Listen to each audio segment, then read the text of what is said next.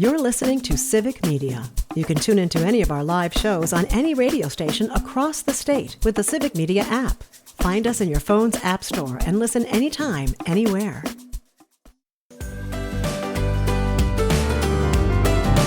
Welcome to Amicus, a law review with Jim Santelle, Civic Media's weekly review and discussion of some of the most significant news stories in the areas of law, government, courts, and the aspiration for justice. And now, here's your host, Jim Santelle. This is Amicus, a law review, and my name is Jim Santelle. I am your host this hour and also in the next hour here on the broadcast stations of Civic Media. As always, this weekend, I am both honored and delighted that you have chosen to spend some portion of your weekend hours in engagement with me on some of those major news events in the areas of law, government, the aspiration for justice, and other matters that affect our lives and livelihoods on a daily basis here in the United States and around the world. As always, our broadcast includes you, invites you to be part of our discussion of these major issues. You can call in and speak to Max, my producer, and to me at 855-752-4842. That number once again, 855-752-4842. Be a part of our discussion this weekend as we launch into, yes, yet another week of very important rule of law news. We are going to be devoting most of our broadcast this weekend to this major, much anticipated decision of the United States Supreme Court that not only affects but rewrites and rescinds in many ways the Voting Rights Act of 1965. It is a landmark decision in a case called Callais, Callais. It is the third in a series of decisions going back many years that bit by bit over time have retracted and extracted from the Supreme Court's previous rulings affirming the Voting Rights Act more and more recently in recent years. In these more recent cases, finding ways to chip away at the cornerstone principles and concepts of the Voting Rights Act. A major decision, a huge decision, undeniably the biggest one, the most important one, not in any way limiting the significance of the other rulings coming out of the Supreme Court this term. This one has got to be at the top of the list. It certainly is among the major historic decisions of our highest court because it affects what? It affects voting.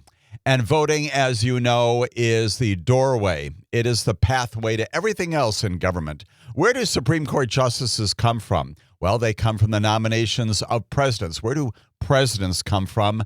They are voted on through this process called the Electoral College. Where do members of Congress come from? Well, they are elected directly, as you know now, by you, both the House of Representatives and also the United States Senate. Where do members of the president's cabinet come from? Well, again, from appointments, nominations made by a president. Again, where do presidents come from? From voting. Everything we talk about in terms of substance and procedure in America ultimately comes back to that fundamental bedrock notion that we are a nation where we count votes and people engage in representative democracy to ensure that their voices are heard, not just in Washington, D.C., but also in state capitals around our nation, including right here in Wisconsin, our state capital, of course, in Madison. Voting is the key to everything. Voting is the key to government and the proper administration of government. It opens up appointments. It opens up processes by which you can be heard and by which government acts. Voting is also the mechanism through which we accomplish the rule of law. Yes, we do also in this state, as in others, vote to place judges on our various circuit court, our appeals courts, and yes, our Supreme Court. In the federal system, as you know, decision made way back in 1787 to establish a judiciary based upon appointments. But once again, where do those appointments come from? They come through voting of a president and also confirmation of others who are placed in their positions by virtue of votes. Those are the members of the United States Senate who advise and consent on the nominations of the presidency. Everything goes back to voting. And so when there is a major change in our understanding of how we vote in America, or at least how the principles, how the standards are going to be applied in determining whether or not the franchise is available to people of all immutable characteristics, including race and language, when those changes are made by the Supreme Court or by other courts, they affect not only the ways in which cases are litigated in our courts, but they also affect the ways in which you go to the polls and access to the polls, mechanisms, procedures, processes, voting the key to everything in America. And thus it is appropriate in this first hour and a portion of our second hour as well that we spend a good deal of time talking about where the Voting Rights Act came from. We're going to spend some time chatting about its history, the progression of it back in the 1960s, its passage back in 1965, two major cases that preceded Callais. Those cases, Shelby County and Bernovich. We'll talk specifically about what those particular decisions did and did not do, principally did do to eliminate portions of the Voting Rights Act, Callais being the third in this series of diminutions of the effect of the Voting Rights Act. We'll talk about that as well. We will discuss in detail what the majority of the members of the Supreme Court said about the Voting Rights Act and its application in particular to the state of Louisiana, but actually to states around the country, who every 10 years, and now even more frequently than not, are redrawing their congressional lines, recasting the ways in which they understand what their congressional House of Representative districts will look like. That happened, of course, in Wisconsin. It happened in Louisiana as well in 2020. And in the wake of that and the creation there by virtue of a court directive of a second majority black district in that state, challenge to that creation, challenge to the ways in which those lines were redrawn in Louisiana, ultimately ending up before the United States Supreme Court, that just this past week issues this landmark decision in Callais, 6-3, write down ideological lines, 6-3, telling us that in order for the legislatures of the future, the state houses, the assemblies, the senates, if in fact they draw lines, they can do it with virtually impunity, with virtual freedom across the board. They can do it based upon their own political instincts and aspirations. That has been the practice for a number of years. And now those decisions about how you draw lines, how legislatures in Wisconsin, in Louisiana, other places around the country draw those lines, are for the most part no longer restricted by considerations of race. And as Sam Alito tells us, and we're going to describe this in great particularity, he tells us the only basis upon which to attack lines and the creation of those districts alleging racial discrimination is if you can show that that discrimination was intentional, purposeful, meaningful, directed toward the purpose of moving in a direction of limiting votes for black Americans and for other voters of race. It's got to be intentional, a huge burden to show. He, along the way, talks about amending some of the standards by which voter dilution cases have proceeded in the past. We'll talk about that as well. We'll talk about some of the language of that majority opinion, saying in the end that this is not quite as dramatic as others may think, when in fact it really is. It is the third in this series of major Supreme Court cases that have not gotten rid of the Voting Rights Act completely, at least not Section 2 of the Voting Rights Act, but in its application, its rearticulation of the way in which it is applied in courts and by clerks and by states around the country basically removes principal consideration of race when it comes to drawing lines. It does not eliminate Section 2 applications for actual voting. That remains in place, and we'll explain why that's still very important. But it comes awfully close in driving yet another nail into the coffin of the Voting Rights Act that became real a number of years ago with Shelby County and then Bernovich. We'll talk about all of that history, and then we necessarily need to talk about the dissent in the case as well, authored by Elena Kagan, joined in by two other justices of the Supreme Court. She is plainly disappointed at a minimum by the majority opinion. We'll talk about what she has to say about the history of the Voting Rights Act, the ways in which that history should dictate just the opposite, she says, of what the Supreme Court majority has done. And then she will bemoan the fact that we are now in a different world effective this past week when it comes to our understanding of the Voting Rights Act and the ways in which it's applied in our courts and in the places where we vote. Callais decided this past week a major decision affecting not just the present voting here in 2026 in Wisconsin, plainly in August and then again in November, but for years beyond that, changing the ways in which challenges to voting, especially when it comes to challenges based upon racial discrimination, can now proceed, diminishing, limiting the ways in which those claims can be made in federal courts. We'll talk all about that. And then the large footnote is what's going on right now. What has happened in the wake of this major decision, this major fracture in our understanding of the Voting Rights Act? What is going on in places like Tennessee and Alabama and South Carolina? What are states around the country looking to determine whether or not they, in the next 6 months, actually even less than that, probably they've got maybe 3, maybe 4 months at the outside, to change their voting lines, changing the districts in their particular states based upon the new direction of Callais. Will they do that? Some of them have indicated they definitely will. Some others have indicated they definitely will not. A lot of it depends upon the power structures in the 50 states and territories around our nation.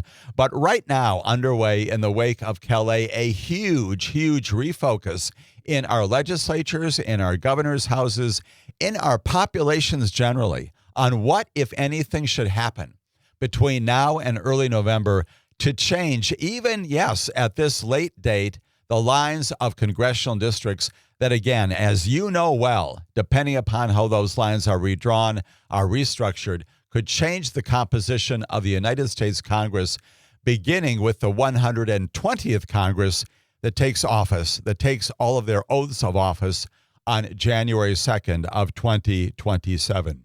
This decision in Callais has a huge impact upon what is going to happen in the weeks and months just ahead. And as long as it remains good law, which is once again highly likely, given its modification of the ways in which we think about racial challenges to gerrymandering in America, assuming that it remains in place for a long period of time, it has dramatically reduced the impact of the Voting Rights Act going forward. And that in and of itself, as we speak this weekend about the history of the VRA going back even before 1965, history continues to be important. This major historical event in American history of just this past week, the Supreme Court announcing a vote of 6-3 that Section 2 of the Voting Rights Act, this core provision, no longer the stronghold provision that we thought it was ever since 1965. We'll talk all about that. We'll also talk about a few other things happening before the Supreme Court into our second hour. But stay with us right after this break as we launch our discussion of Callais and the Voting Rights Act as it exists now in 2026.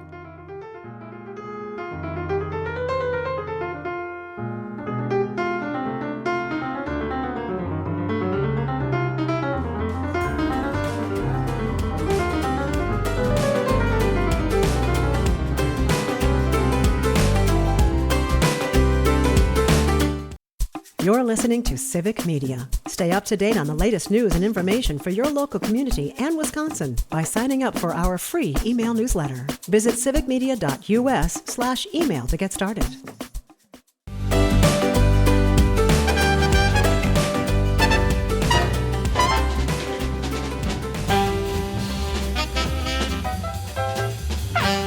This is Amicus, a law review, and my name is Jim Santelle. I'm your host this hour and also next hour, joined in the Racine studio by my producer, Max And together we're taking your phone calls, your texts at 855-752-4842. The major topic, the principal issue on our syllabus this weekend is this major voting rights decision of the Supreme Court affecting not just elections in 2026, but the ways in which we think about voting in America going forward. Let's begin by doing some history, which we sometimes do in this broadcast, explaining where it is the Voting Rights Act of 1965 came from. Plainly, no summary of the civil rights history of the 1960s before and after that will be conclusive and comprehensive in the time we have allotted to do it. But there are some principal features in the 1960s that you can identify as being the precursors, the foundations for the passage of the Voting Rights Act in 1965. Let's talk about some of those. We know, first of all, of course, the Voting Rights Act, among the most consequential pieces of legislation ever passed. August 1965 is when Lyndon Johnson, in the presence of many civil rights leaders at the White House, signs it into law. Came nearly a century, almost a century after the 15th Amendment, of course, the 13th, 14th, and 15th Amendments to the Constitution passed in the wake of what? The Civil War, and codified not only our new understandings about everything related to human beings, the 13th Amendment formally, clearly declaring that slavery is no more in America. The 14th Amendment, equal protection for all people, also an awful lot of language related to how we elect our public officials. And then the 15th Amendment says this: the right of citizens of the United States to vote shall not be denied or abridged by the United States or by any state on account of race, color, or previous condition of servitude. Again, in the wake of the Civil War, a clear and unequivocal statement that race is not to be considered when it comes to access to the polls. Now, despite that amendment, we know well that Black Americans and others in this country continue to face some very substantial barriers to realizing the goal, the mission, the purpose of the 15th Amendment, even after ratification. That included, of course, things like violence, horrific violence, intimidation, poll taxes, charging people to vote. We know that that is unconstitutional. Even literacy tests, also unconstitutional. And for many decades before the Voting Rights Act was passed, there was great advocacy, some of it resulting in violence and, yes, death by American citizens who are advocating for the aspirations set forth in the 15th Amendment. The activists marching and protesting and organizing voter registration campaigns, some of them along the way, as you well know, murdered, brutally beaten, part of our ugly and dark portion of our history in America. We know as well that even in the wake of the Voting Rights Act passage in 1965, the Supreme Court, including just this past week, did some other things to reduce its import. But that happened all in the wake, after the passage itself of these major historical events. Let's talk about some of those. Let's talk about the Freedom Rides. The Freedom Rides of 1961, a nonviolent strategy, we know. What is the purpose? To test whether state and local governments at that time were complying with two things that the Supreme Court already said about voting in America and about access of all citizens to the trappings of life. One of those Supreme Court cases declared that enforcing segregated seating on interstate buses was unconstitutional. We, of course, regard that today as a given, but the Supreme Court had to make that clear. The other major Supreme Court case determined that segregated lunch counters and bathrooms, waiting rooms, public access facilities in bus terminals were also unconstitutional. And it was in the wake of those Supreme Court decisions that the first Freedom Riders, were about 13 men and women. They were black, they were white. They traveled and they sat together on interstate buses, again, as a way of underscoring the importance of what the Supreme Court had said about the accessibility of busing for all people. It included a 21-year-old named John Lewis, who would go on, of course, to serve on the United States House of Representatives for more than 30 years. His name is now attached to some of the legislation that attempts to remedy some of the things that the Supreme Court has done to affect what would become the Voting Rights Act. John Lewis, among those 13 initial freedom riders back in 1961. The ride from Washington, D.C. to New Orleans, 2 buses in May of 1961. Multiple stops along the way. They were attacked. They were beaten. One of the buses was firebombed. Some very dramatic photography of that. The violence forced the freedom riders to finish their trip to New Orleans by plane. Those were the Freedom Rider events of 1961. More than 400 volunteers participated in those rides, and collectively, and the violent pushback from the opposition to those rides helped expose a lot of what we know today as the Jim Crow laws, just the segregation, calling national attention, the national attention of all of us, and pushing the government forward, not only with respect to voting, but also housing and other trappings of life. We have in 1964 the Freedom Summer, as we now call it, an attempt to register voters, principally in the state of Mississippi. Campaign that year led by the Council of Federated Organizations. That's a coalition of civil rights groups at the time, and their purpose, once again, to register black voters in the state of Mississippi. They were given the right to vote clearly by the 15th Amendment, affirmed again by the Congress in that passage and by the states in the passage of that major amendment to our Constitution. 700 or so college students, mostly white and from northern areas, worked with black community members in 10 weeks to register voters there in Freedom Summer in the state of Mississippi. When we come back, we'll tell you more about history here on Amicus, a law review.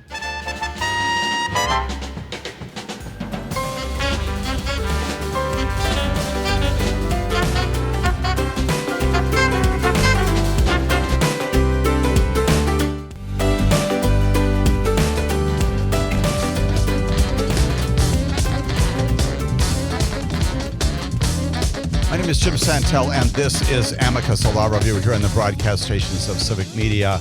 We are talking in this hour and next hour as well, principally about this major decision coming out of the Supreme Court this past week, changing the ways in which we think about and apply the Voting Rights Act of 1965. That necessarily prompts some consideration of where the Voting Rights Act came from, the history of our nation, including a number of events in the 1960s, the Freedom Rides of 1961, Freedom Summer of 1964, this attempt by about 700 college students to register voters in Mississippi. And that event, of course, as you may well recall from history books, including distribution of information about registration, filling out forms, escorting residents to the courthouses, but not without great risk. Some of those were beaten. Some of those students were arrested. Their cars were firebombed. 3 of those voting rights activist students, their names are Andrew Goodman and Michael Schwerner and James Chaney. They are people in the history of our nation whose names should not be forgotten. They were abducted and they were murdered outside Philadelphia, Mississippi, for their attempts to register black voters in that state. There was another horrific killing that also led ultimately to the passage of the Voting Rights Act. We know that Jimmy Lee Jackson, he's a 26-year-old black farmer, he was shot. He was shot by a white Alabama state trooper while participating in a voting rights march in Marion, Alabama. His death spurred in part the major civil rights march, you know this well, from Selma to Montgomery, prompted by the death of Jimmy Lee Jackson. And at that time, the Reverend Dr. Martin Luther King, a leading campaign he undertakes in Alabama to fight for voters' rights as well. Then we have Bloody Sunday. And that would, of course, follow in many ways the events of 1961, 1964, including the violence. The Bloody Sunday March began, of course, in Selma, Alabama, protesting the denial of voting rights and the killing of Jackson, led once again by John Lewis, this icon in American civil rights history. He was then the chairman of something called the Student Nonviolent Coordinating Committee. Reverend Hosea Williams of the Southern Christian Leadership Conference, also joining John Lewis in that leadership event. You probably recall well from your history books and certainly can still see photographs of this group crossing the Edmund Pettus Bridge. They were met by Alabama state troopers at the time, sheriff's deputies wielding billy clubs and tear gas and bullwhips. John Lewis himself beaten, his skull was fractured.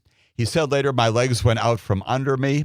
I felt like I was going to die." The viciousness of that assault captured in photos and in footage shocked the national consciousness and built support for the Voting Rights Act in a way that these other events also affected dramatically. I had the great privilege and honor when I was the United States Attorney for the Eastern District of Wisconsin to join most other U.S. attorneys in the Holder Obama administration there at the foot of the bridge of the Pettus Bridge to commemorate and observe the horror of what happened there at the time. Bloody Sunday, the marches, the attempts to register voters, ultimately, again, skipping over a lot of history here, but honoring those people who gave their lives and were beaten. They pursued an advocacy effort that was unparalleled up to that time in American history, even unparalleled today, in attempting to enforce voting rights in America for people of color. And ultimately, it prompts the President of the United States of America. This national attention focused on all these things in the early to mid-1960s. After Bloody Sunday, Lyndon Johnson makes his powerful "We shall overcome" speech to what? To the United States Congress, and calls upon the Congress to pass a Voting Rights Act. The televised address, according to most historians, watched by 70 million Americans. That's a huge a segment of the population at that time. And the president arguing that ensuring the right to vote is a fundamental principle of the American promise, our goals, our visions, not just by virtue of the 15th Amendment, but by virtue of our Constitution and who we are. He urges Congress to act immediately and, sure enough, ultimately, with a lot more work, an awful lot of work involving securing the votes of enough congressmen and women and also senators in the United States Congress to pass that legislation. Senior congressional leaders of the civil rights movement, all of them supporting the president and supporting others when he signs the Voting Rights Act into laws after the House and the Senate together approve the measure. The president says on Capitol Hill, "Today is a triumph for freedom as huge as any victory that has ever been won on any battlefield." The Justice Department, again, underscoring the Justice Department of the 1960s, quickly started enforcing the legislation. That's what the Civil Rights Division of the Justice Department is supposed to do, which is enforce the civil rights laws. They begin immediately to do that, and they sue over things like poll taxes and other prohibitions on access in Mississippi and Alabama and Texas and Virginia.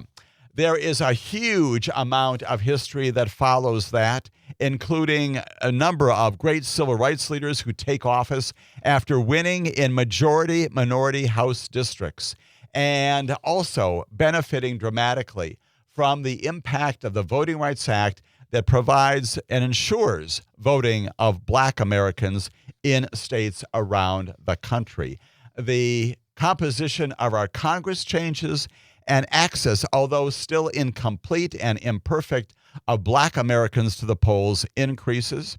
And as a result of that, in states around the country, there are efforts to improve the franchise, greater representation by a diverse American population in state houses and in the Congress of the United States of America, ultimately also in the White House, which is, of course, the place of our chief executive and the election of President Barack Obama. A huge amount of history that predates the passage of the Voting Rights Act that has as its core provision Section 2. And what does Section 2 say? It's very simple, although the language is much longer. It says you can't discriminate based upon race when it comes to voting. You cannot prohibit people of color to vote in America. That is the change. It implements the provisions of the 15th Amendment. You might think that they're somewhat redundant, and in some ways they are. They shouldn't need to be, but they are, because you've got implementing legislation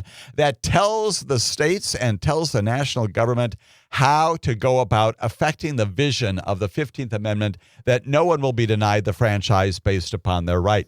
And Section 2 is this core provision. I mention it now because it forms the basis for some of the attacks that follow years later, in recent years, on the Voting Rights Act, but it is the core provision, and it is the basis upon which the entire law is founded and upon which litigation seeking to enforce the right to vote proceeds in the courts of our land. There is also a second, actually a third and a fourth and a fifth provision of the Voting Rights Act. I'm going to focus on those as well, because it begins in many ways to set the stage for the attack and the diminution of this great movement of greater voting, greater opportunities envisioned by the Voting Rights Act. Sections 4 and 5 of the Voting Rights Act, a companion feature of Section 2. Section 4 and 5 say basically this, that if you are in a jurisdiction in the United States of America, wherever you are, could be a state, could be a county, it could be as small as a village, and you have had a history of discrimination based upon voting, if you have prohibited people of color demonstrably in history from voting, you are placed on what's called a coverage group, a coverage list. And before you can make any more changes in the ways in which you accomplish voting in your particular jurisdiction, before you can make changes, for example, about the number of polling places, about balloting hours, all kinds of things related to how voting takes place, before you can make those changes, you have to get permission. And you have to get permission from the Civil Rights Division of the United States Department of Justice. If you want to make changes, you submit an application. The folks there will review that and determine whether or not you can go forward. It's called clearance or pre-clearance of proposed changes in voting in states around the nation. You may think probably the problematic districts are all in the South. There certainly are a lot of them in the South, but they are not exclusive to the South. And in fact, they're also in states all around the nation, including California, for example, and New York, for example, and Virginia, places throughout our United States of America where there's been a history of particular areas. Again, could be a county, could be a city, could be an entire state that has shown its inclination to discriminate based upon race in voting. And if you're on that list, once again, can't make changes in your policies and procedures until you get the imprimatur, the approval of Main Justice. And Section 4 and 5 is the basis upon which many of the additional aspirations of the 15th Amendment and the Voting Rights Act go forward, because once again, it ensures that any of the practices and procedures that are proposed that would inhibit voting by Black and other Americans in our nation, that those cannot be pursued. Those cannot be put in place, and they do. And they accomplish a huge amount. The numbers are staggering when it comes to the ways in which, in the wake of the passage of the Voting Rights Act, that voters are permitted to vote. People are elected, people of color are elected to positions in ways in which they have not been elected previously. Perfect? Absolutely not. Incomplete, of course, but moving in a positive direction at that time because of Section 2 and Section 4 and 5. And then along comes Shelby County. It's a county in the middle of Alabama. And Shelby County comes forward and says, yes, we're one of those particular counties that's been identified for remedial review by the Department of Justice, and we don't like it anymore. We have moved on, we've made changes, and beyond that, we think that the very implementation of this oversight, this pre-clearance procedure, is basically wrong, should no longer be in place. If ever it should be in place, we are challenging that provision of the Voting Rights Act of 1965. A lot of litigation based upon that gets to the United States Supreme Court, and yes, indeed, in the first of the three major blows by the United States Supreme Court to the Voting Rights Act of 1965, the United States Department of Justice rules that Sections 4 and 5 are unconstitutional. cannot proceed with them anymore. Why?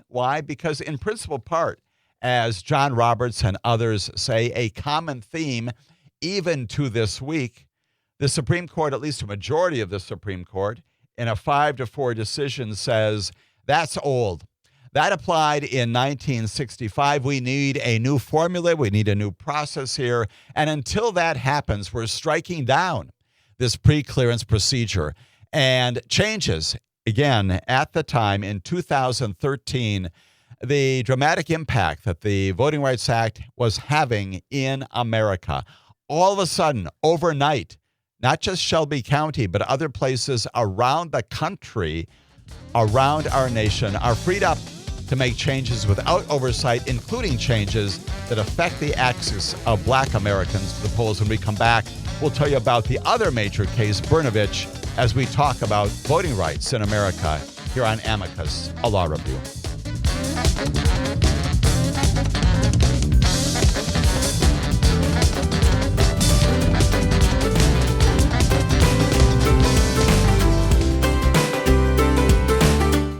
You're listening to Civic Media. Find the latest news, information, and archives of all your favorite shows on the Civic Media website, civicmedia.us.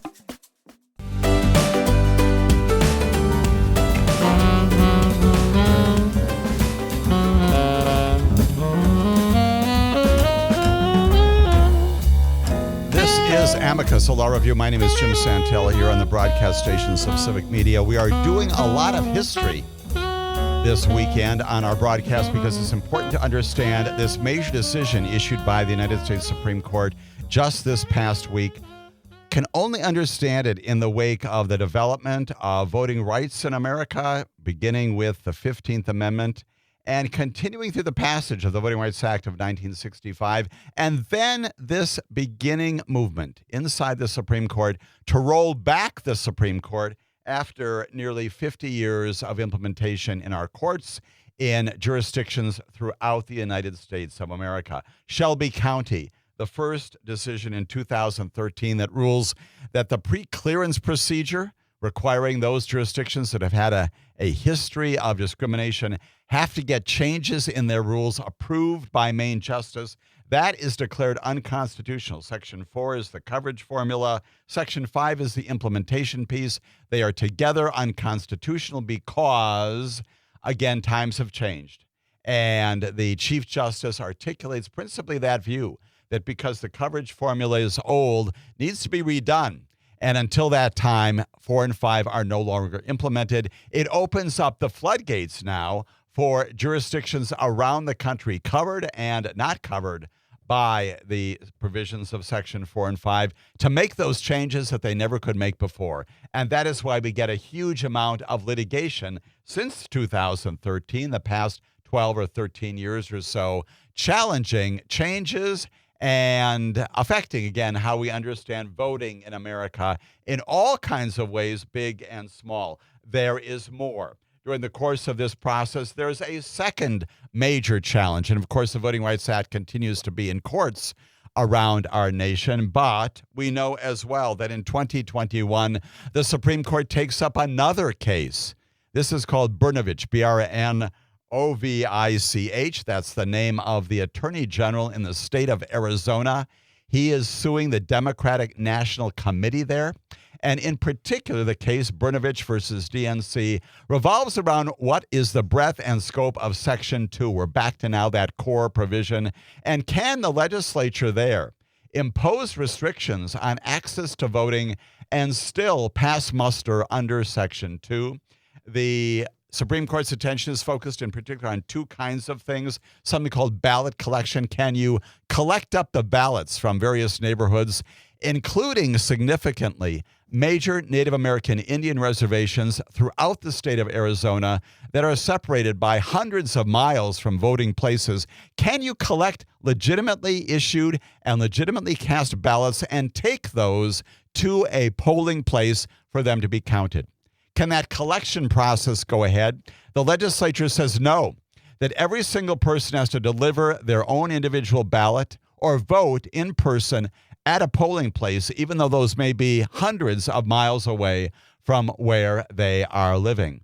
The Supreme Court, in a case called Bernovich, says that's okay. No violation, no limitation of voting access by doing that. And the Supreme Court also says that, oh, by the way, if you have voted in the wrong precinct, if you made a mistake, you drove hundreds of miles and you show up at the wrong voting place and you vote properly, no allegation that your vote has been coerced, no claim that your vote is somehow invalid, but you're simply in the wrong spot and your vote should otherwise count, that vote will not count. That's what the legislature in Arizona prohibits, says you can't count those votes of people who've shown up in the wrong precinct. And the Supreme Court in Bernovich applies Section 2 and says, among other things, that because legislatures in America, including in Arizona, have as a legitimate concern, here we go, voting fraud. We know that that does not exist, at least not in any major way in any American jurisdiction. But voting fraud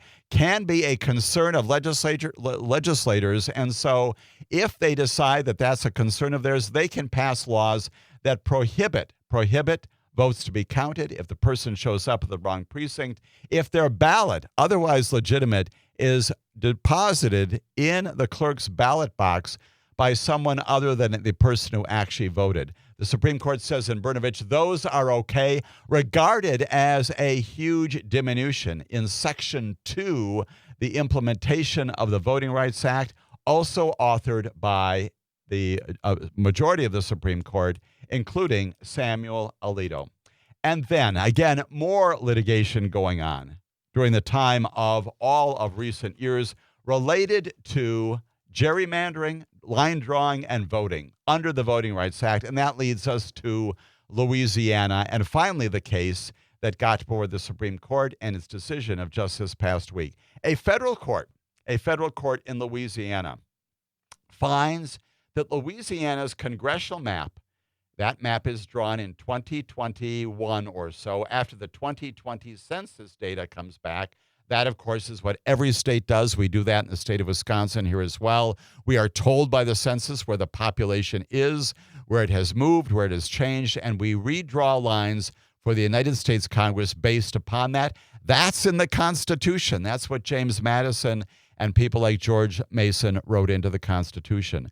A federal court finds that when Louisiana does that process in the wake of the 2020 census, it violated Section 2 of the Voting Rights Act by doing what? By not sufficiently ensuring the franchise for about one-third of the population. One-third of the population in Louisiana is black. You have 6 congressional districts, and only one of those congressional districts is majority black. And the concept here is not exclusively that black voters vote for black candidates and white voters vote for white candidates, but that by doing this, by creating majority-minority districts, what you can do is you can ensure that their interests are more likely to be represented in their votes. And that's the concept that animates Section 2. The federal court rules that because Louisiana did not create a second district, it violated Section 2, have to create that second district. When we come back, second hour, I'll tell you what Louisiana did and did not do that led to the Supreme Court's third major case in this area. All that as Amicus, a Law Review, continues.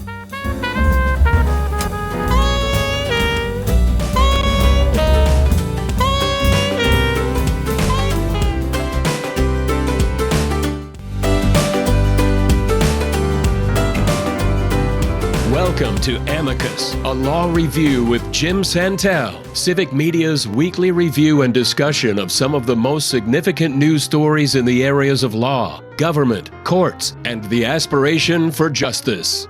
And now, here's your host, Jim Santelle. My name is Jim Santelle, and this is the second hour of our weekly weekend broadcast, all about the operation of government, the administration of justice, the invocation of the rule of law. This installment of our broadcast, no exception to that broad commission, as we're talking all about this major landmark decision of the United States Supreme Court just this past week. in a case called Callais, Callais. Need to remember that. It's changing the way in which we understand our nation and voting. Spent most of the first hour talking about the genesis of the Voting Rights Act, principally, although not exclusively, in the 1960s, leading up to its passage.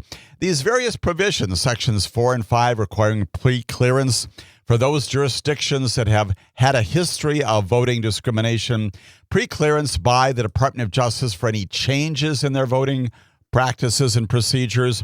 And in the case of Shelby County versus Holder, the Supreme Court finding that that particular provision of the Voting Rights Act is unconstitutional, it's anachronistic, it's old, and cannot stand.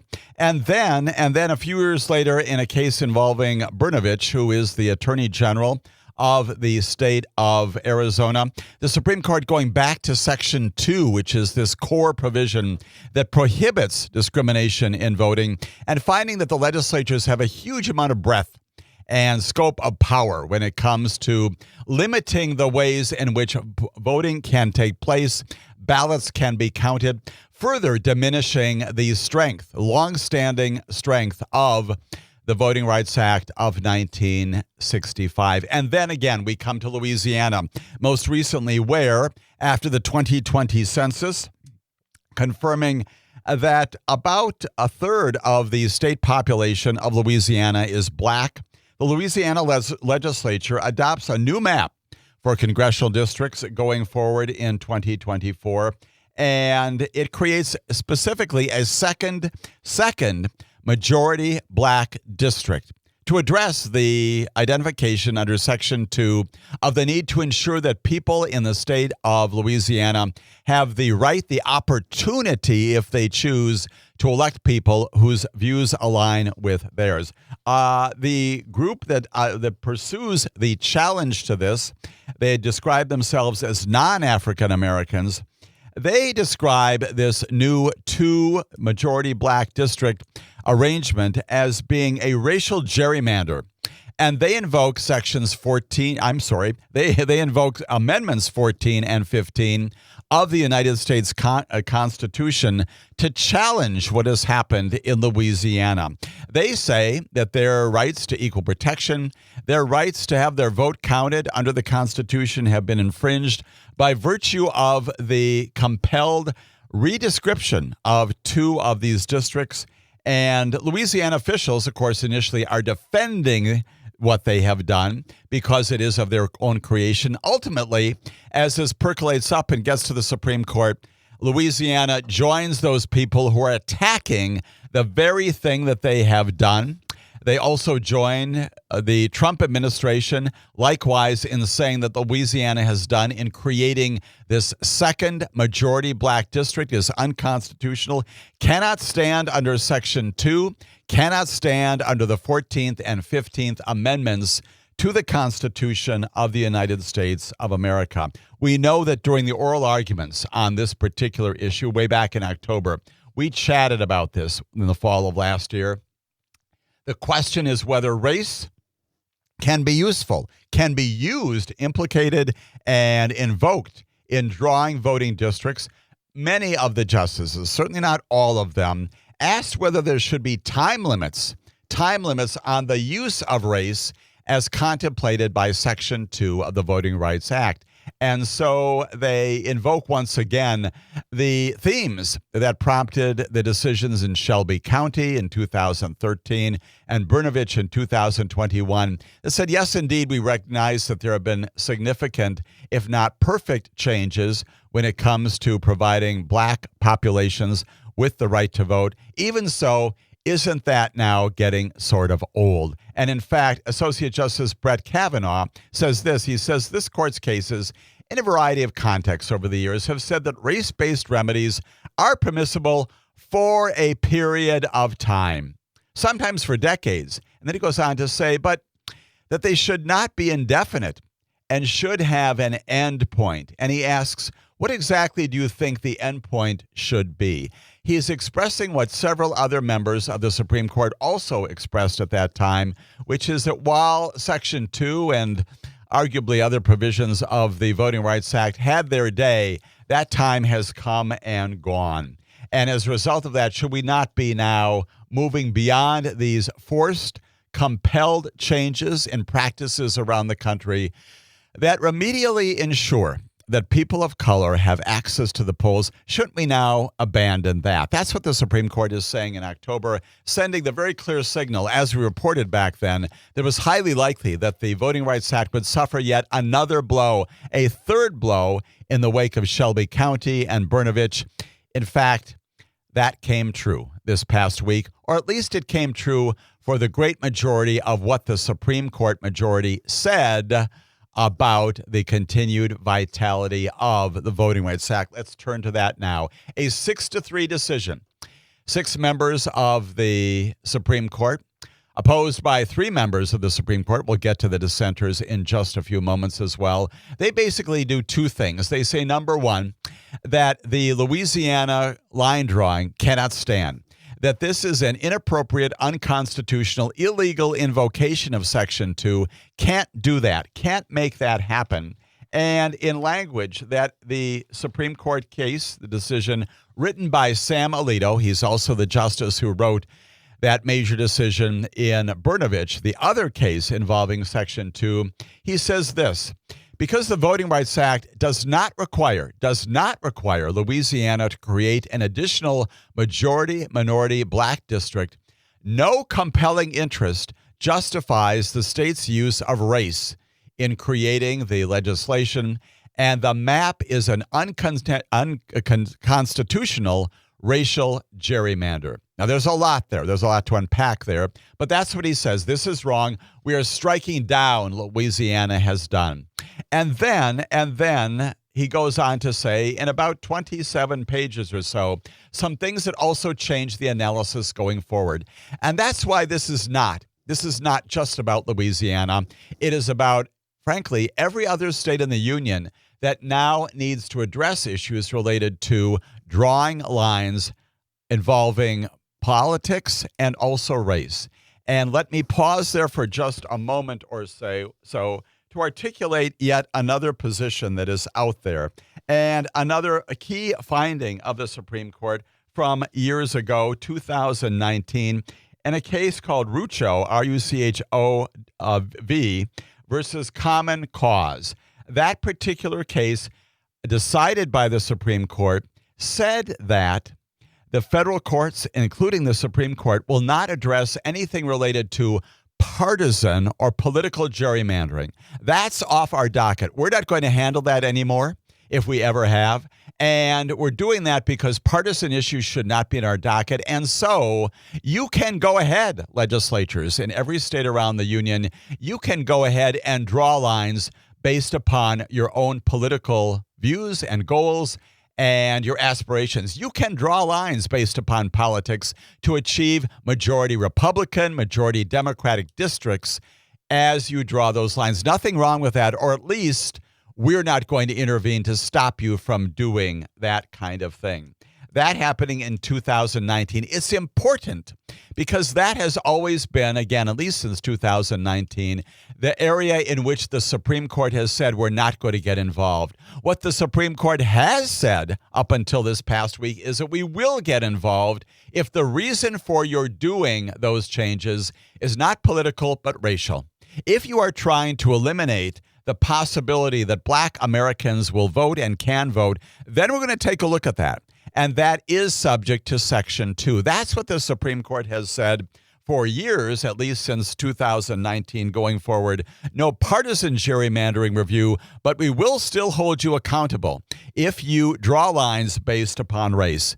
That changed this past week as the Supreme Court, again at the pen of Sam Alito, redescribes the standards by which they will be looking at race-based gerrymandering, race-based line drawing. And in particular, the Supreme Court, in its majority position and opinion, says this: the focus of Section 2 must now be the enforcement of the 15th Amendment's prohibition, and heavy emphasis here on intentional racial discrimination. It's actually italicized in the Supreme Court opinion. In other words, now we're adding on not just the view of racial discrimination, we're going to examine that, but we're going to look at whether or not your racial discrimination was intentional. Did you mean this?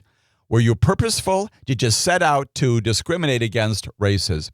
When Section 2 of the Act is properly understood, the Supreme Court goes on to say, it imposes liability only, again, a heavy emphasis on only, when circumstances give rise to a strong inference that intentional discrimination has occurred. Before, it was discrimination. Now, it has to be intentional. And if you have drawn lines, perhaps on political lines, partisan views, and you've done that not intending intentionally to eliminate votes among Black Americans, that will be okay. It's only when challengers show that there is an intentional, purposeful reason, a setting forth to specifically discriminate against voters, only then will we declare the maps that you have drawn unconstitutional. Alito goes on to say, properly understood, Section 2 thus does not intrude on states' prerogative to draw districts based on non-racial factors. That's the affirmation in the previous case, saying that you can continue to draw lines based upon political considerations. However, that will include, of course, partisan advantage. But Section 2 imposes liability once again only when the evidence in the courtroom supports this strong inference that the state, the legislature, sat down and intentionally drew their districts to afford minority voters less opportunity because of their race. You have to show that with particularity. You have to show that the legislature intended specifically to discriminate against Black voters. Not only does this interpretation follow from the plain text of Section 2, Alito writes, for the majority, but it is consistent with the limited authority that the 15th Amendment confers. Also, noting there the limited authority that the 15th Amendment to the Constitution confers. Very interesting language written here by the Supreme Court. The upshot is a change in the way that we understand violations of Section 2 of the Voting Rights Act. Goes on to say this interpretation does not require abandonment of the framework for Section 2, but this court will in fact have to make some changes in the ways in which we understand how we apply Section 2, and in particular, some standards that are articulated under another case called Thornburg versus Jingles. When we come back, I'll tell you about what expressly Sam Alito did, what the Supreme Court did to change the way in which Section 2 will be implemented that basically renders it a shell, a husk of what it was before. All that as Amicus Law Review continues.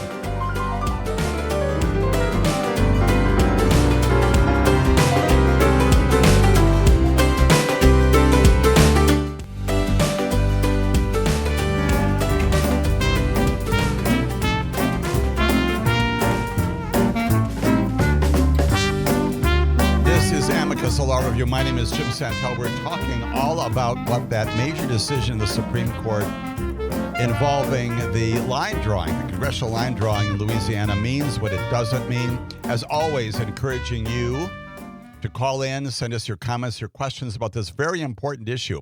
It's a lot, as I often say. It is thick, it is dense. It's important to understand what they did and did not do. Our number here at Civic Media is 855-752-4842. My producer, Max, and I, delighted and honored to take your questions about any of this, even as we continue our exposition of exactly what it is that the Supreme Court said in further diminishing the impact, the application of the Voting Rights Act of 1965 after eliminating Sections 4 and 5, reducing previously Section 2, and now taking another swing at Section 2 that is nearly complete, but not totally complete. So what is it that Sam Alito, writing on behalf of a 6-person majority, says about all this?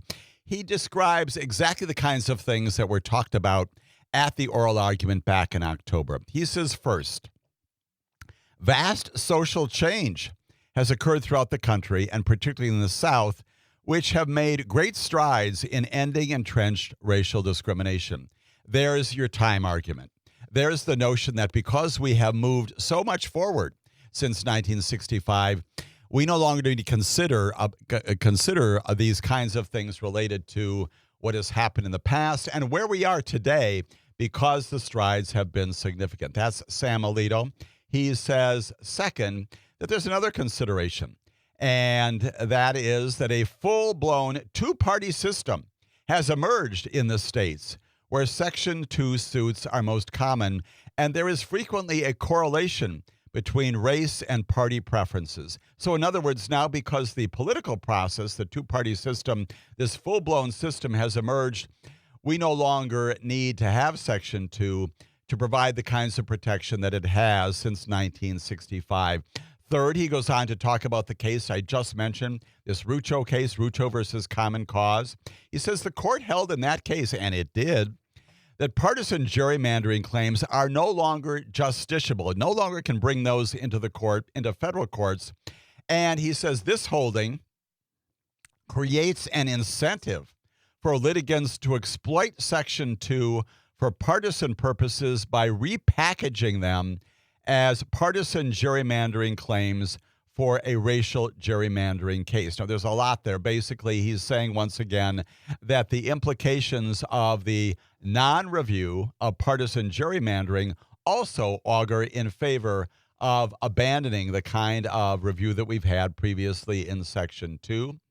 And then he goes on to say the increased use and capabilities of computers in drawing districts and creating illustrative maps means that a Section 2 plaintiff, somebody who's coming in and challenging a particular line drawing in a particular state, can easily identify an alternative map, and that map can fully achieve all of the state's legitimate goals while producing greater racial balance if such a map is possible. So you can go to ChatGPT, you can go to AI, and you can find a map, and therefore we no longer need the statutory prohibition. For all those four reasons, the world has changed, and we're also then changing the standards by which these cases will be addressed in the future. Those, again, to get very wonky, as we often do on this broadcast, those are amending the standards in this Thornburg versus Jingles case that is a lot of the focus of the dissent. And in fact, there is a strong dissent. It is written by Elena Kagan, and she is unhappy. She uses a hypothetical at the very start of her opinion, which is almost 50 pages long. And she says that what the Supreme Court has done, the majority has done, is simply wrong. And she begins by addressing this notion that these standards, these four items that Sam Alito has addressed and changed, she says they're major changes. She says that to get at these issues, you have to understand where Jingles initially was. She says Jingles initially required a Section 2 plaintiff asserting vote dilution, which is what we have here, to satisfy three preconditions. First, the minority group harmed has to be sufficiently large and geographically compact to constitute a majority in a reasonably configured district, meaning one comporting with traditional ideas for a description. She says, second, the identified minority group must be politically cohesive, meaning that its members mainly vote for the same parties or candidates. That's that notion that you have groups of people who will vote for candidates based upon who best represent their interests. And third, under the way it used to be, the majority in the district has to vote sufficiently as a bloc to enable it usually to defeat the minority's preferred candidate. Those three factors taken together serve a gatekeeping function. And she says what the Supreme Court majority has done is it's abandoned those very objective, easily accessible standard in favor of what I just described as Sam Alito's reconstitution of those Jingles factors. And that is where we identify the significant change in all of this. She identifies exactly what's going on here. She says, you have changed the focus of any court will look to. And while before we always looked to your particular ends, what is the effect, what is the ultimate result of what you do? If you draw lines and they are for political purposes, we may not touch those. But if the result of that line drawing is an improper racial discrimination, we'll look at that and we will strike it down. and that is an ends test. And she says appropriately that now what the Supreme Court has instituted is a purposes test. And it's only if you have intentionally, purposefully sat down and said, let's disenfranchise black voters by drawing these lines.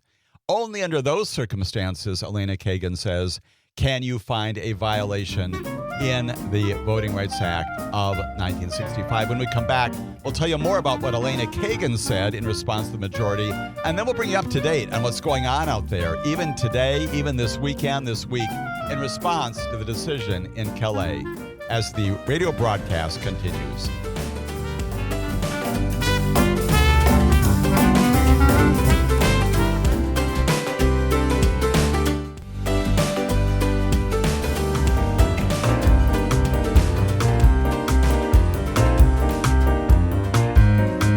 My name is Jim Santelle, and this is Amicus, a law review. We are spending our broadcast this weekend talking about one of the major historical events in our nation's history, certainly one of the most significant decisions of the Supreme Court in recent times, this case in Calais that has dealt another blow to the Voting Rights Act of 1965, not eliminating it entirely, as some folks predicted they might have done. They did not take the big swing, but in changing the ways in which Section 2 of the Voting Rights Act of 1965 is administered and requiring that successful plaintiffs challenging some line drawing, if they are successful at all, can only do that by showing that there was intentional, purposeful, meaningful discrimination. We're going to sit down and try to disenfranchise people of color from the voting opportunity. Only if you can show that at that high level will we find that line drawing is impermissible. And oh, by the way, by virtue of this case, Rucho,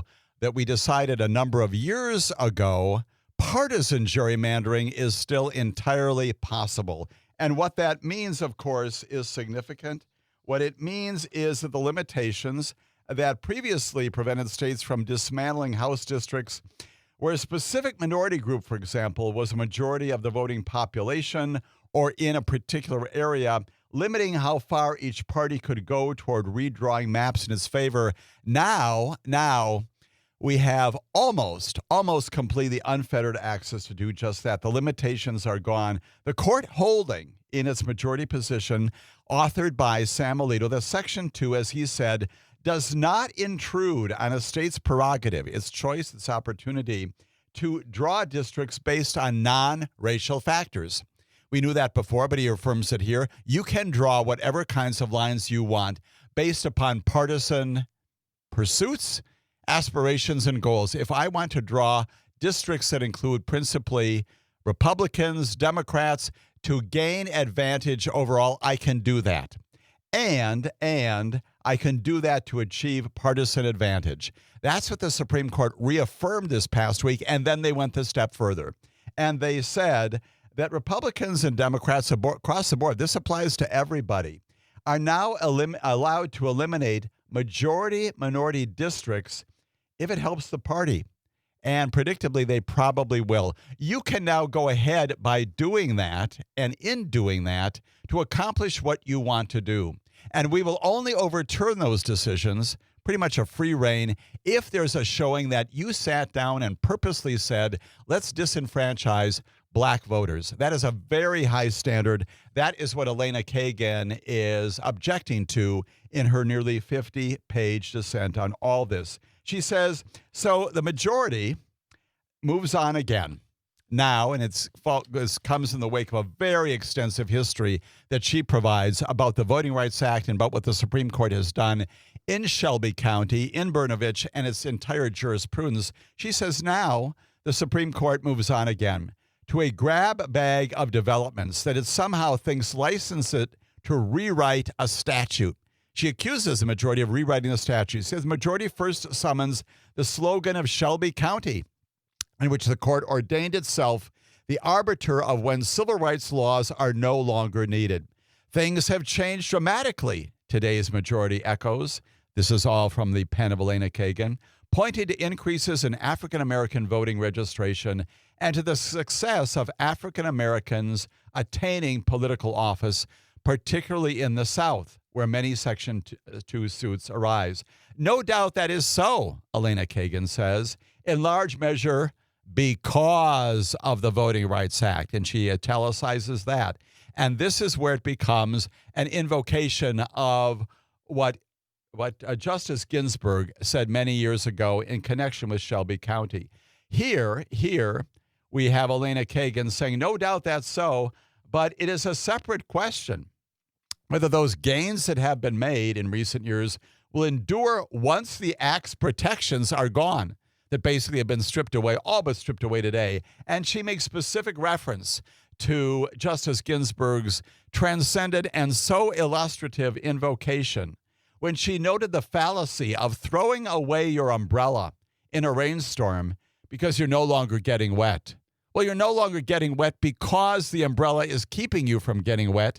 You're no longer identifying the voting problems and the discrimination that the umbrella of the Voting Rights Act was meant to protect. Why? Because the umbrella is up. It's in place. You bring it down and you're going to get wet again. That's what Justice Ginsburg said. That's exactly what the minority is once again saying, as Elena Kagan goes on to note. For one thing, today, this is a case where the situation is we have a fuller understanding of the issue. She said, I will be interested to see, for example, whether time will vindicate the majority's view that great strides made in American office holding, particularly in the South, will hold up after the issuance of this opinion. But honestly, she says, the American people pay no member of this Congress to make these predictive policy judgments. And more important, the Constitution does not allow us to base our decisions on them. She goes on to say it is for the people's representatives in Congress, not for the Supreme Court, to decide when the nation need no longer worry about the diminution and the dilution of minority voting strength, so long as Congress, she says, has not done so, and it has not. It has not changed the Voting Rights Act. This court has no right to cancel, and she puts in parentheses, sorry, update, using the language of the majority, a duly enacted statute on the theory that it, the majority, knows better. Those are strong words coming from a dissenter. It is worth a read. The majority opinion is worth a read as well to understand exactly how the world has changed. And then finally, Elena Kagan tells us that the consequences of the majority decision are far. She says it's a far-reaching, they are grave. Today's decision renders Section 2 all but a dead letter. In the states where that law continues to matter, the states still marked by residential segregation and racial polarization, minority voters can now be cracked out of the electoral process. Cracking and packing, as you know, those are the ways in which you accomplish racial and other forms of gerrymandering. The decision here is about Louisiana's District 6, but so too is it about Louisiana's District 2. And so too is about the many other districts, particularly in the South, that in the last half century, she says, have given minority citizens, and particularly African Americans, a meaningful political vote. After today, those districts exist only on sufferance, and probably not for long. If other states follow Louisiana's lead, the minority citizens residing there will no longer have an equal opportunity to elect candidates of their choice. She goes on to write this at the end of her very extensive and pointed dissent. She says, and minority representation in government institutions will sharply decline. At the first stage of this judicial project to destroy the Voting Rights Act, the court maintained that Section 5 was no longer needed because in recent decades, African Americans attained political office in record numbers. That's a reference to Shelby. At this stage, she concludes, this court's gutting of Section 2 puts that achievement in peril. I dissent, as do two others, Ketanji Brown Jackson and Sonia Sotomayor. I dissent, she says, because Congress elected otherwise. I dissent because the court betrays today its duty to faithfully implement the great statute Congress wrote. I dissent because the court's decision will set back the foundational right that the Congress granted of racial equality and electoral opportunity. I dissent, she says.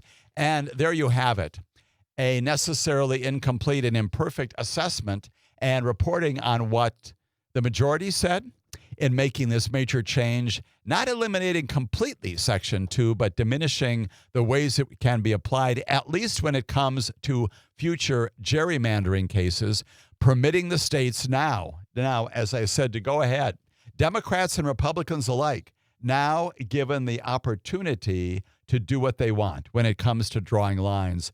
And so they will, allowing them to eliminate majority-minority districts if it helps their political party in doing so. That's the ultimate consequence that Elena Kagan is bemoaning, as are the others. So what is going on? What is going on? Well, let's talk about some of that. Let's talk about what's happening even this weekend in the wake of the announcement of this major decision. Yes, indeed, as Elena Kagan predicted, and as the majority sort of soft-souled during the course of its articulation, we have got states around the union that are convening legislative new sessions almost immediately. The Republican governors of Tennessee and Alabama have just in the past several days called state lawmakers into special sessions. Those are some initial steps that, in fact, initiate what's being called a scramble. Some call it a war. Some call it a battle. Skirmishes across the country to redraw congressional maps based upon these new standards, this new freedom given to legislatures. And depending upon how state officials act, legislatures may try to split up some of these specific areas, some of the specific districts. So, for example, in Tennessee, there's a sole Democratic district that apparently is the target of the governor there. There is the proposed elimination of one of Alabama's 2 Democratic seats in that state. So Governor Bill Lee of Tennessee has said that the lawmakers owe it to Tennesseans to ensure that our congressional districts accurately reflect the will of Tennessee voters. He's convened a special session that will start this Tuesday to address the implications of Callais on the remaining Democratic stronghold in that state. Lee said that any changes to Tennessee's map must be enacted as soon as possible. The state there has primaries. They're scheduled for August 6th in the congressional elections, though the deadline for candidates to qualify was in March, again, throwing a lot of this into some disarray. GOP Senator Marsha Blackburn, you may know her. She's running for governor. She has called on state lawmakers to draw a map that gives Republicans an edge in all 9 of the state's congressional districts, splitting up that Memphis area district that is, in fact, the one that's held by a Democratic incumbent. The president himself has strongly urged the governor to redraw the state's map to give Republicans 1 extra seat in the wake of Callais. Meanwhile, in Alabama, we have Governor Kay Ivey. She has called a special legislative session starting on Monday to potentially schedule special primary elections if a new House map can and is implemented. Governor Ivey said she wants the state to be prepared should the courts act quickly enough for the House map to be changed in time for this year's election. Again, doing this directly in response to the decision in Callais. The state's primaries there are set for May 19th, and the deadline for candidates to file, again, already passed. It's in January. Alabama faces a bit of a complicated situation after years of litigation over its congressional districts. In 2023, Supreme Court ruled that the House map there violated the Voting Rights Act, and later that year, a 3-judge panel rejected another map that was crafted by state lawmakers, and a court-appointed expert there drew a fresh map that resulted in 2 House districts where black voters make up a major portion of the electorate. It's a lot, and it is complicated, and the states are responding, even as we talk about Callais. When we come back in our final segment, some additional thoughts about Callais and what's happening in America, what could happen in the federal legislature as our broadcast continues.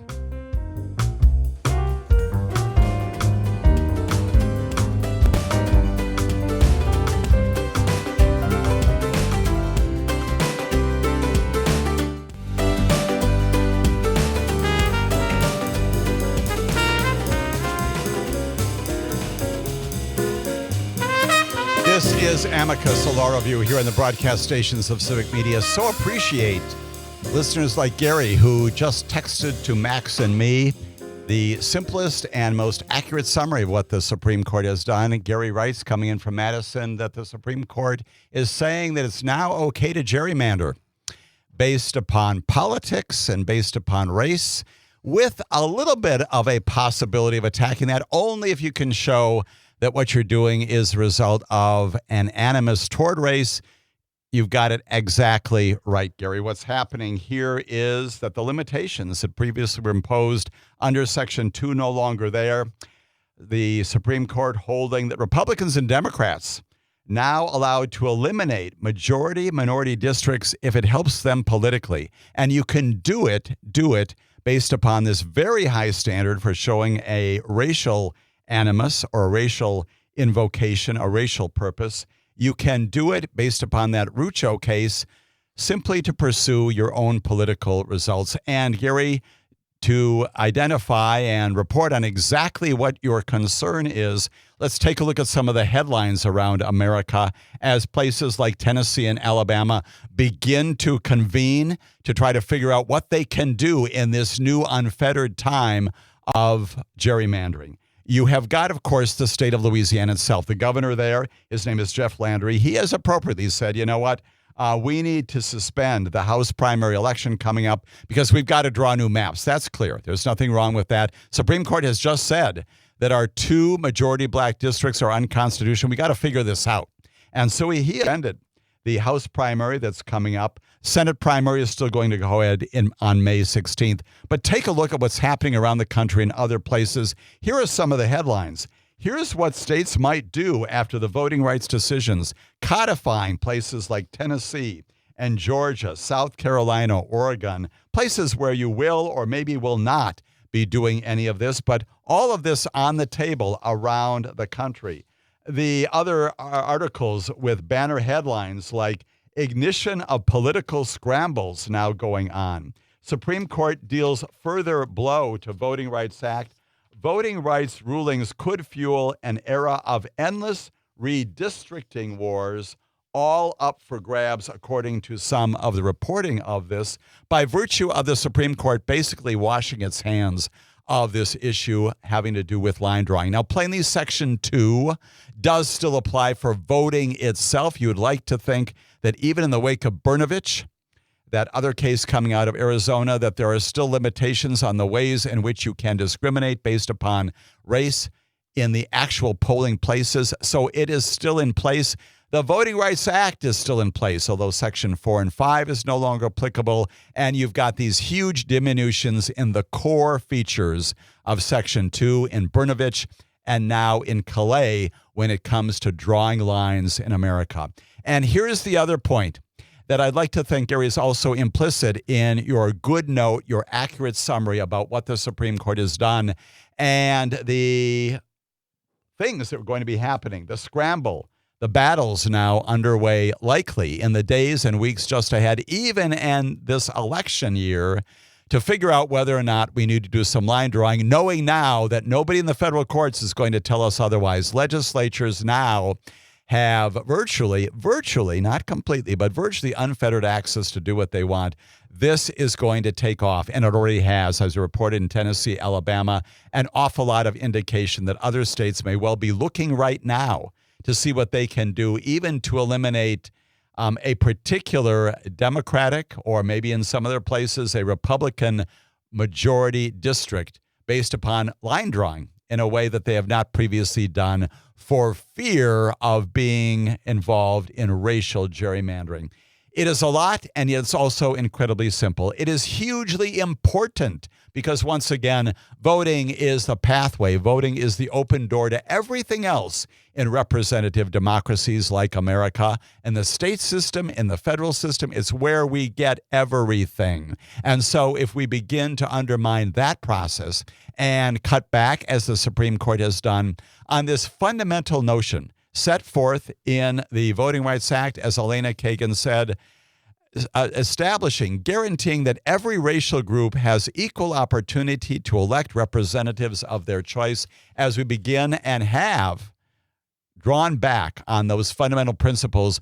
Voting in America changes in one of the most critical voting years in our history. Now, here's the good news as we begin to wrap up, and that is there are fixes for all of this. We've talked before about the Shelby fix and the Bernovich fix. Those pieces of legislation pending in the House, pending in the Senate. They have John Lewis's name attached to him. As we talked before, that person who was so much in the forefront of the civil rights actions and activities and protests and advocacy of the 1960s that gave rise to the Voting Rights Act.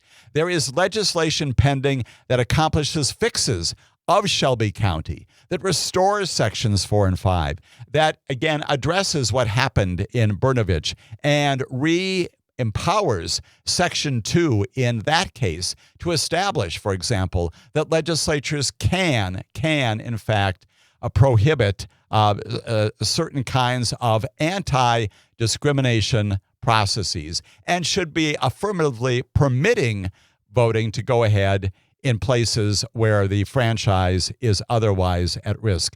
You can do that legislatively. You can address the exact problems the Supreme Court has identified in those cases through legislative amendments if you've got the political will to do that. And all of this can be turned back. And yes, indeed, I will say at the end of our time together today, you can establish, you can articulate, you can write into the law a Callais fix as well that would establish what it is that courts can and should be looking at when it comes to discrimination and eliminate what the majority has said today about the need for a showing of intentional discrimination as the only way to attack racial gerrymandering. You can do that legislatively. That's what the Congress can do if it wants to do.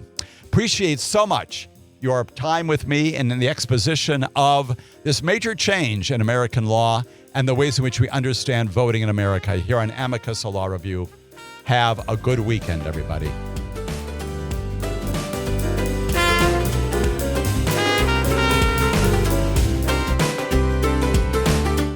The national news cycle never stops, but it can be hard to find news about your local community. Civic Media is dedicated to providing quality local and state news coverage across Wisconsin. With the Civic Media app, you can get notifications about local stories that matter to you and your community. Find the free Civic Media app in your phone's app store and choose notifications from the menu to tell us what kind of news you want to hear about.